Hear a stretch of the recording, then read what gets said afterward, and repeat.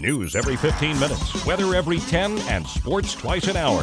Newstalk, KGVO, AM 1290 and now 101.5 FM. You're listening to Montana Morning with Peter Christian. A second suspect in a University of Montana apartment explosion appears in court.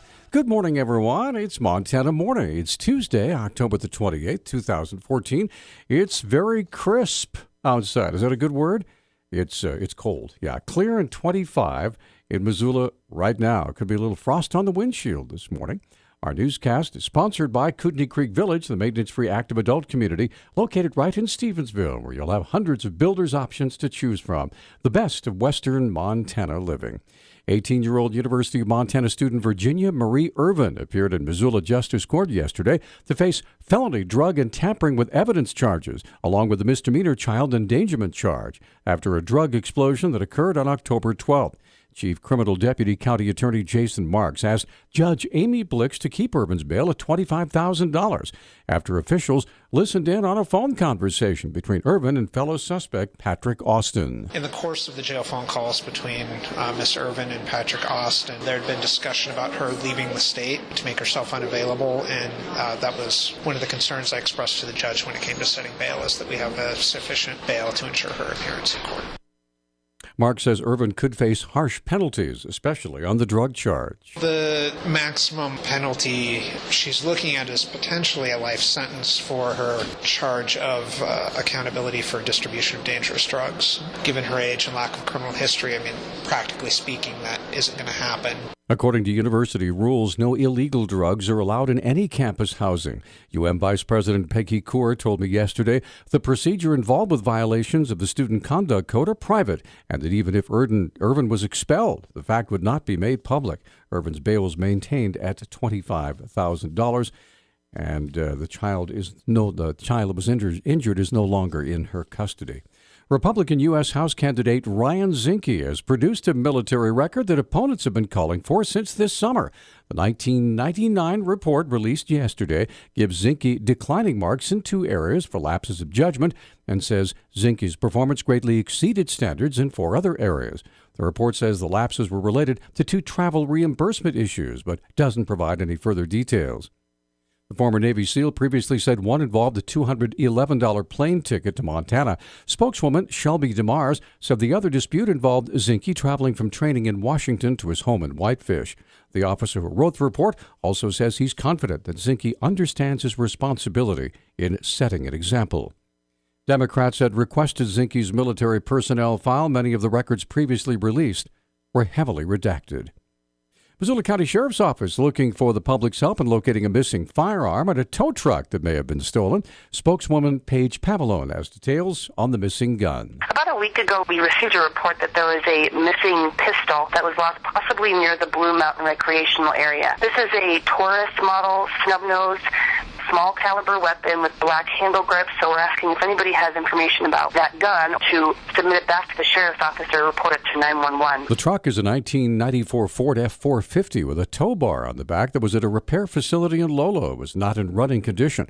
Pavallone said it's assumed the tow truck had to have been towed away from the shop sometime late last week. It's an older vehicle. It was not running, and it was actually found missing from the establishment. So we're suggesting that it was probably taken by a tow truck. We're not sure how it was removed from the facility, but we're asking residents of Lolo to keep their eyes peeled for this vehicle. So if you saw a tow truck being towed in Lolo, you mind calling Five Valley Crime Stoppers at 721-4444. 40-year-old Tanya Marie Hill is in the Missoula County Jail this morning, charged with embezzlement and money laundering for allegedly stealing from the Forbes Holding Corporation. Reported deposits of more than $37,000 were prepared by Hill but never deposited, according to court records, and some records were altered or forged. In order to qualify for a bank mortgage, Hill allegedly asked two other individuals to participate in a money laundering scheme involving more than $9,000. Hill told investigators that the money had come from tips she earned. However, court records indicate supervisors said there was no way she could have earned that amount of tips. Hill allegedly used the $9,000 to purchase a snowmobile, a car for her daughter, gifts, and other living expenses. She was placed in the Missoula County Jail on $5,000 bond.